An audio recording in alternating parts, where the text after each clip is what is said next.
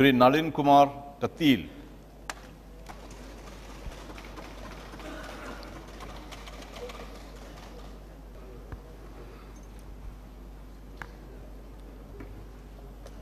ನಳಿನ್ ಕುಮಾರ್ ಕಟೀಲ್ ಎಂಬ ಹೆಸರಿನವನಾದ ನಾನು ಲೋಕಸಭೆಯ ಸದಸ್ಯನಾಗಿ ಚುನಾಯಿತನಾದವನಾಗಿ ಕಾನೂನು ಮೂಲಕ ಸ್ಥಾಪಿತವಾದ ಭಾರತದ ಸಂವಿಧಾನಕ್ಕೆ ಸತ್ಯ, ಶ್ರದ್ಧೆಯನ್ನು ಮತ್ತು ನಿಷ್ಠೆಯನ್ನು ಹೊಂದಿರುತ್ತೇನೆಂದು, ಭಾರತದ ಸಾರ್ವಭೌಮತ್ವವನ್ನು ಮತ್ತು ಅಖಂಡತೆಯನ್ನು ಎತ್ತಿ ಹಿಡಿಯುತ್ತೇನೆಂದು ಮತ್ತು ನಾನು ಈಗ ಕೈಗೊಳ್ಳಲಿರುವ ಕರ್ತವ್ಯವನ್ನು ಶ್ರದ್ಧಾಪೂರ್ವಕವಾಗಿ ನಿರ್ವಹಿಸುತ್ತೇನೆಂದು ಕಟೀಲು ಶ್ರೀ ದುರ್ಗಾ ಪರಮೇಶ್ವರಿ ಮತ್ತು ಪುತ್ತೂರು ಶ್ರೀ ಮಾಲಿಂಗೇಶ್ವರನ ಹೆಸರಿನಲ್ಲಿ ಪ್ರಮಾಣ ಮಾಡುತ್ತೇನೆ.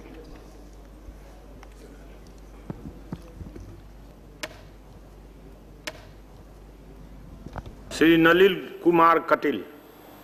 ಅವಕಾಶಕ್ಕಾಗಿ ಧನ್ಯವಾದಗಳು ಸ್ಪೀಕರ್ ಸರ್. ಈ ಬಜೆಟ್ನಲ್ಲಿ ಯಶವಂತಪುರ ಮಂಗಳೂರು ಟ್ರೈನ್ ಸಂಖ್ಯೆ 65, 15, 16 ಹಗಲು ಎಕ್ಸ್ಪ್ರೆಸ್ ರೈಲನ್ನು ಕಾರವಾರದವರೆಗೆ ವಿಸ್ತರಿಸಿರುವುದಕ್ಕೆ ಅಭಿನಂದನೆಗಳನ್ನು ಸಲ್ಲಿಸ್ತೇನೆ. ಇದು ಈ ಭಾಗದ ಸಾರ್ವಜನಿಕರ ಬಹು ವರ್ಷದ ಬೇಡಿಕೆಯಾಗಿತ್ತು. ಆದರೆ ಈ ಹಗಲು ರೈಲು ವಿಸ್ತರಣೆಯಿಂದ ಈ ಭಾಗದ ಜನರ ಪೂರ್ಣ ಬೇಡಿಕೆಯನ್ನು ಈಡೇರಿಸಿದಂತಾಗುವುದಿಲ್ಲ. ಯಾಕೆಂದರೆ ಈ ಹಗಲು ರೈಲು ವಾರದಲ್ಲಿ 3 ದಿನ ಮಾತ್ರ ಸಂಚರಿಸುತ್ತದೆ. ಇದು ಈ ಭಾಗದ ರೈಲು ಪ್ರಯಾಣಿಕರಿಗೆ ಸಾಕಷ್ಟು ಪ್ರಯೋಜನಕಾರಿಯಾಗಿಲ್ಲ. ಬೆಂಗಳೂರು ಯಶವಂತಪುರ ಮಂಗಳೂರು ಕಾರವಾರ ರೈಲು ಸಂಚಾರ ಕರ್ನಾಟಕದ ಕರಾವಳಿ ಪ್ರದೇಶದ ಜನರ ದಶಕಗಳ ಕನಸಾಗಿರುತ್ತದೆ. ಈ ಭಾಗದಲ್ಲಿ ಮಂಗಳೂರು ಬೆಂಗಳೂರು ರಾತ್ರಿ ರೈಲು ಸಂಚಾರ ಪ್ರಾರಂಭವಾದಾಗಿನಿಂದ ಈ ರೈಲನ್ನು ಕಾರವಾರದವರೆಗೆ ವಿಸ್ತರಿಸಬೇಕೆಂದು ಈ ಭಾಗದ ಜನರು ತಮ್ಮನ್ನು ಒತ್ತಾಯಿಸುತ್ತಿದ್ದಾರೆ.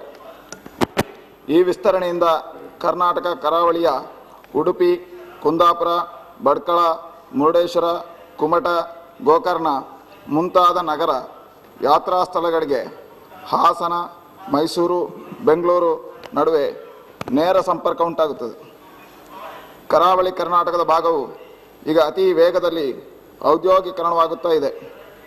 ಇದರಿಂದಾಗಿ ಈ ಭಾಗದ ನಗರಗಳು ಬಹಳ ವೇಗವಾಗಿ ಬೆಳೆಯುತ್ತಿವೆ ಹಾಗೂ ವ್ಯವಹಾರಕ್ಕಾಗಿ ಬಹಳಷ್ಟು ಜನರು ಬೆಂಗಳೂರಿನಿಂದ ಕರಾವಳಿ ನಗರಗಳಿಗೆ ಪ್ರಯಾಣಿಸುತ್ತಿರ್ತಾರೆ. ಸದ್ಯಕ್ಕೆ ಬೆಂಗಳೂರಿನಿಂದ ಕರ್ನಾಟಕ ಕರಾವಳಿಯ ಇತರ ನಗರಗಳಿಗೆ ರೈಲು ಸಂಪರ್ಕ ಇರುವುದಿಲ್ಲ. ಈ ಅವಶ್ಯಕತೆಯನ್ನು ಮನಗಂಡು ನೈಋತ್ಯ ರೈಲ್ವೆಯು ಬೆಂಗಳೂರಿನಲ್ಲಿ ದಿನಾಂಕ 27/9/2009 ನಡೆದ ಆಂತರಿಕ ರೈಲು ವೇಳಾಪಟ್ಟಿ ಸಮ್ಮೇಳನದಲ್ಲಿ ಯಶವಂತಪುರ ಮಂಗಳೂರು ಟ್ರೈನ್ ಸಂಖ್ಯೆ 65, 17, 18 ಎಕ್ಸ್ಪ್ರೆಸ್ ರೈಲನ್ನು ಕಾರವಾರದವರೆಗೆ ವಿಸ್ತರಿಸುವ ಪ್ರಸ್ತಾವನೆಯನ್ನು ರೈಲ್ವೆ ಬೋರ್ಡಿಗೆ ಸಲ್ಲಿಸಿರುತ್ತಾರೆ. ಇದಕ್ಕೆ ಚೀಫ್ ಟ್ರಾನ್ಸ್ಪೋರ್ಟ್ ಮ್ಯಾನೇಜರ್ ಅವರು ಸಹಮತವನ್ನು ರೈಲ್ವೆ ಬೋರ್ಡ್ನಿಂದ ನೀಡಿರುತ್ತಾರೆ. ಆದರೆ 2009 ರೈಲ್ವೆ ಬಜೆಟ್ನಲ್ಲಿ ಈ ರೈಲನ್ನು ಕರ್ನಾಟಕದ ಕಾರವಾರದ ಬದಲಿಗೆ ಕೇರಳದ ಕಣ್ಣೂರಿಗೆ ವಿಸ್ತರಿಸಲಾಗಿದೆ. ಇದರಿಂದ ಈ ಭಾಗದ ಜನರಿಗೆ ತೀವ್ರ ನಿರಾಶೆಯನ್ನುಂಟು ಮಾಡಿರುವುದು ಅಷ್ಟೇ ಅಲ್ಲ, ಕರಾವಳಿ ಕರ್ನಾಟಕ ಮತ್ತು ಒಳ ಪ್ರದೇಶದ ಜನರಿಗೆ ರಾಜ್ಯದ ರಾಜಧಾನಿಯನ್ನು ಕಡಿಮೆ ಖರ್ಚಿನಲ್ಲಿ ಸಂಪರ್ಕಿಸುವ ಸದಾವಕಾಶವನ್ನು ತಪ್ಪಿಸಿದಂತಾಗಿರುತ್ತದೆ. ಹಾಗಾಗಿ ಈಗ ನೈಋತ್ಯ ರೈಲ್ವೆಯ ಯಶವಂತಪುರ ಮಂಗಳೂರು ಕಣ್ಣೂರು ರೈಲನ್ನು ಮಂಗಳೂರು ಕಾರವಾರ ವಿಸ್ತರಣೆ ಮಾಡಬೇಕಾಗಿ ನಾನು ವಿನಂತಿಸ್ತೇನೆ. ಈ ಮುಖಾಂತರವಾಗಿ ನಮ್ಮ ಜಿಲ್ಲೆಗೆ ಆಗಿರುವಂಥ ಅನ್ಯಾಯವನ್ನು ತೆಗೆದು ನಮಗೆ ನ್ಯಾಯ ಒದಗಿಸಿಕೊಡಬೇಕಾಗಿ ನಾನು ಪ್ರಾರ್ಥನೆಯನ್ನು ಮಾಡ್ತೇನೆ. ಶ್ರೀ ಗಣೇಶ್ ಸಿಂಗ್.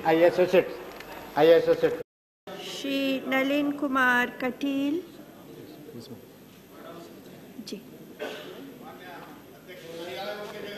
ನಾನು ಈ ದಿನ ಕರಾವಳಿ ತೀರದ ಬಹುದೊಡ್ಡ ಸಮಸ್ಯೆಯಾದ ಸಮುದ್ರ ಕೊರೆತದ ಬಗ್ಗೆ ಸರ್ಕಾರದ ಗಮನ ಸೆಳೆಯುತ್ತೇನೆ.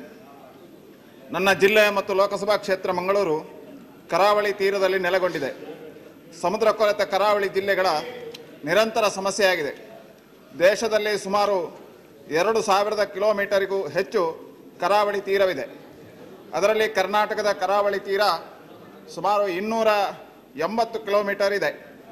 ಇತ್ತೀಚಿನ ದಶಕಗಳಲ್ಲಿ ಮಿತಿಮೀರಿದ ಜನಸಂಖ್ಯೆ, ಜಾಗತಿಕ ಹವಾಗುಣದಲ್ಲಿನ ವೈಪರೀತ್ಯ, ಗಣಿಗಾರಿಕೆ ಮತ್ತಿತರ ಹಲವಾರು ಕಾರಣಗಳಿಂದ ಸಮುದ್ರ ಕೊರೆತದ ಪ್ರಮಾಣ ತೀವ್ರವಾಗಿದೆ.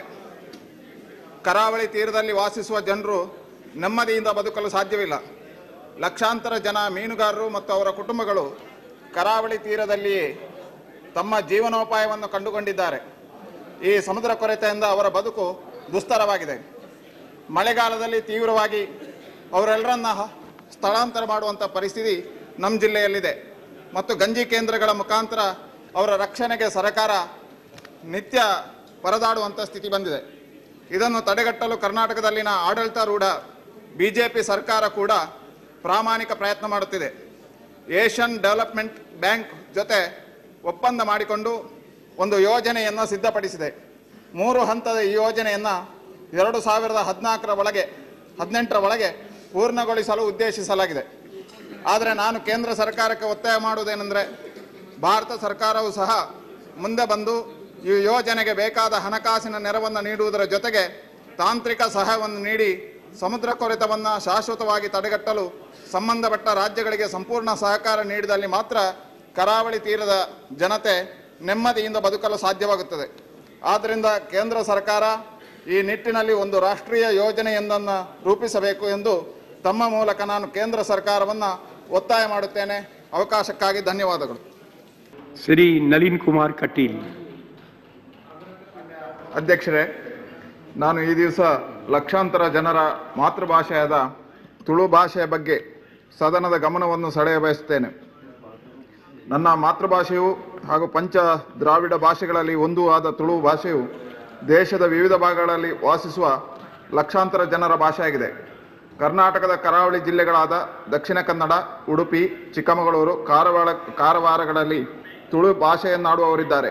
ಹಾಗೆಯೇ ಕೇರಳದ ಕರಾವಳಿ ಜಿಲ್ಲೆಗಳಲ್ಲೂ ಸಹ ತುಳುವನ್ನಾಡುವವರಿದ್ದಾರೆ. ತುಳು ಭಾಷಿಕರು ಇತರರಿಗಿಂತ ಭಿನ್ನವಾದ ಸಾಂಪ್ರದಾಯಿಕ ಹಾಗೂ ಐತಿಹಾಸಿಕ ಹಿನ್ನೆಲೆಯನ್ನು ಹೊಂದಿದ್ದಾರೆ. ಅವರದೇ ಆದ ಸಂಸ್ಕೃತಿ, ಆಚಾರ ವಿಚಾರಗಳನ್ನು ಅನುಸರಿಸಿಕೊಂಡು ಬರುತ್ತಿದ್ದಾರೆ. ಆದರೆ ತುಳು ಭಾಷೆಯನ್ನು ಸಂವಿಧಾನದ 8ನೇ ಅನುಚ್ಛೇದದಲ್ಲಿ ಸೇರಿಸದಿರುವುದು ದುರದೃಷ್ಟಕರ ವಿಷಯವಾಗಿದೆ. ಇದರಿಂದಾಗಿ ಸಂವಿಧಾನದತ್ತವಾಗಿ ಒಂದು ಭಾಷೆಯ ಶೈಕ್ಷಣಿಕ, ಬೌದ್ಧಿಕ ಹಾಗೂ ಸಾಂಸ್ಕೃತಿಕ ಅಭಿವೃದ್ಧಿಗೆ ದೊರಕಬಹುದಾದ ಸವಲತ್ತುಗಳಿಂದ ತುಳು ಭಾಷೆ ವಂಚಿತವಾಗಿದೆ. ಈ ಹಿನ್ನೆಲೆಯಲ್ಲಿ ತುಳುವಿಗೆ ಸಾಂವಿಧಾನಿಕ ಸ್ಥಾನಮಾನಕ್ಕೆ ಆಗ್ರಹಿಸಿ ತುಳು ಭಾಷಿಕರು ಹಲವಾರು ಹೋರಾಟಗಳನ್ನು ಮಾಡುತ್ತಲೇ ಬಂದಿದ್ದಾರೆ. ಆದರೆ ಇದುವರೆಗೂ ಭಾರತ ಸರ್ಕಾರ ಯಾವುದೇ ಕ್ರಮ ಕೈಗೊಂಡಿಲ್ಲ. ಇನ್ನು ಮುಂದೆಯೂ ಇದೇ ರೀತಿ ವಿಳಂಬ ಮಾಡಿದರೆ ಬಹುಶಃ ತುಳು ಭಾಷಿಕರು ಸಹಿಸಲಾರರು. 2 ವರ್ಷಗಳ ಹಿಂದೆ ಪೂಜನೀಯ ಧರ್ಮಸ್ಥಳ ವೀರೇಂದ್ರ ಹೆಗ್ಗಡೆಯವರ ನೇತೃತ್ವದಲ್ಲಿ ತುಳು ಸಮ್ಮೇಳನ ನಡೆದು ಸುಮಾರು 3-4 ಲಕ್ಷ ಜನ ಭಾಗವಹಿಸಿ ಈ ಒತ್ತಡವನ್ನು ತಂದಿರ್ತಾರೆ. ಆದ್ದರಿಂದ ನಾನು ತಮ್ಮ ಮೂಲಕ ಕೇಂದ್ರ ಸರ್ಕಾರವನ್ನು ಒತ್ತಾಯಿಸುವುದೇನೆಂದರೆ, ಲಕ್ಷಾಂತರ ಜನರ ಮಾತೃಭಾಷೆಯು ಆಡು ಭಾಷೆಯೂ ಆದ ತುಳುವನ್ನು ಅಭಿವೃದ್ಧಿಪಡಿಸಲು ಹಾಗೂ ತುಳು ಭಾಷಿಕರ ಭಾವನಾತ್ಮಕ ಹಾಗೂ ಬೌದ್ಧಿಕ ಹಿತಾಸಕ್ತಿಯನ್ನು ಕಾಪಾಡಲು ಆದಷ್ಟು ಬೇಗ ತುಳುವನ್ನು ಸಂವಿಧಾನವಾದ 8ನೇ ಅನುಚ್ಛೇದದಲ್ಲಿ ಸೇರ್ಪಡೆಗೊಳಿಸಲು ಕ್ರಮ ಕೈಗೊಳ್ಳಬೇಕೆಂದು ವಿನಂತಿಸುತ್ತೇನೆ. ಧನ್ಯವಾದಗಳು. Thank you. श्री निखिल कुमार। श्री नलिन कुमार कटील। ಧನ್ಯವಾದಗಳು ಸ್ಪೀಕರ್ ಮೇಡಮ್. ಗ್ರಾಮೀಣ ಪ್ರದೇಶಗಳಿಂದ ಜನರು ಉದ್ಯೋಗವನ್ನು ಹುಡುಕಿಕೊಂಡು ನಗರಗಳತ್ತ ವಲಸೆ ಬರುತ್ತಿದ್ದಾರೆ. ಹಾಗಾಗಿ ನಗರಗಳಲ್ಲಿಯ ಜನಸಂಖ್ಯೆ ಹೆಚ್ಚಾಗಿ ಬೆಳೆಯುತ್ತಿದೆ. ಮೂಲಭೂತ ಸೌಕರ್ಯಗಳಿಂದ ಮನೆ, ಕುಡಿಯುವ ನೀರು, ಸ್ವಚ್ಛತೆ ಇತ್ಯಾದಿ ವ್ಯವಸ್ಥೆಗಳು ಜನರಿಗೆ ಸರಿಯಾಗಿ ದೊರಕುತ್ತಿಲ್ಲ. ಅತ್ಯಂತ ಅನಾರೋಗ್ಯಕರವಾದ ವಾತಾವರಣದಲ್ಲಿ ಈ ಜನರು ಬದುಕುತ್ತಿದ್ದಾರೆ. ಆದರೆ ಕೇಂದ್ರ ಸರ್ಕಾರ ರಾಜೀವ್ ಗಾಂಧಿ ಆವಾಸ್ ಯೋಜನೆಯನ್ನು ಕೆಲವು ಆಯ್ದ ನಗರಗಳಲ್ಲಿ ಮಾತ್ರ ಜಾರಿಗೆ ತರ್ತಿದೆ. ನಾನು ತಮ್ಮ ಮೂಲಕ ಮಾನ್ಯ ಸಚಿವರನ್ನು ಕೇಳಬಯಸುವುದೇನೆಂದರೆ, ದೇಶದ ಎಲ್ಲ ನಗರಗಳಿಗೂ ಸಹ ಈ ಯೋಜನೆಯನ್ನು ಅನುಷ್ಠಾನಗೊಳಿಸಲು ಕ್ರಮ ಕೈಗೊಳ್ಳಲಾಗುತ್ತಿದೆ ಮತ್ತು ಕರ್ನಾಟಕದಲ್ಲಿ ಒಟ್ಟು ಎಷ್ಟು ನಗರಗಳನ್ನು ಇದಕ್ಕೆ ಆಯ್ಕೆ ಮಾಡಲಾಗಿದೆ ಅನ್ನುವಂಥ ವಿವರವನ್ನು ನಾನು ಕೇಳ್ತಾ ಇದ್ದೀನಿ. Madam, as I have already stated that this Rajiv Awas Yojana scheme would be implemented in all the cities throughout the country. Earlier on it was just, the first phase was just in 195 cities in the country, but it is now the second phase we are going to implement throughout the country, which we are going to start from the next financial year. As far as the urban infrastructure amongst the urban poor is concerned, the census figures have shown that as far as the water supply is concerned, as far as access to latrine facilities is concerned, as far as having source of lighting is concerned, electricity is concerned, there has been a significant improvement amongst urban poor in all these sectors. So in urban areas, among the urban poor also, the lifestyle and it is the overall situation, including the infrastructure, is improving. Second thing, one of the things which Honourable Member mentioned in his opening remarks, he said that people from rural areas migrate into urban areas, there is no distress migration as such. The NSSO survey has shown that 64%, and these are also have been found by the census figures, that 64% of the total migration, a total increase in the urban population is just because of these people who live in the cities themselves. It is just 36% of the increase in urban population is because of the migration. 64%, which is the overwhelming majority, is because of people living in the cities themselves. They migrate from one city to the other, or the population is growing within the cities themselves.